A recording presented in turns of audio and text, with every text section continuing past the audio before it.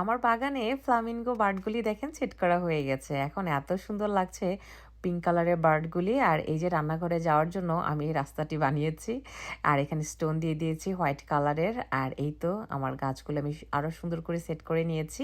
আর পুকুরটি নিয়ে এসেছি ঠিক এই পাশে। এখানে আমি পুকুরটি বানাবো, কারণ ওই পাশে আমার কাছে মনে হয় যে উল্টা হয়ে গেছে।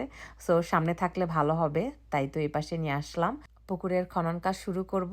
আর এই যে হচ্ছে আমার গাছগুলি, টমেটোগুলো পুরো লাল হয়ে গেছে। খুব তাড়াতাড়ি হারভেস্ট করে ফেলতে হবে। দেখেন কত সুন্দর লাগছে, এবং এগুলো খেতেও কিন্তু অনেক অনেক সুস্বাদু। আমি আজকে একটা মাছের সাথে রান্না করেছি, খুব ভালো লেগেছে।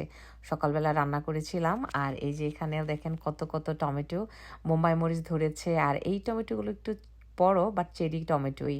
আর এটা হচ্ছে আরও একটা মরিচ, আর লাল শাক, আরও অনেক অনেক ফুল গাছ রয়েছে।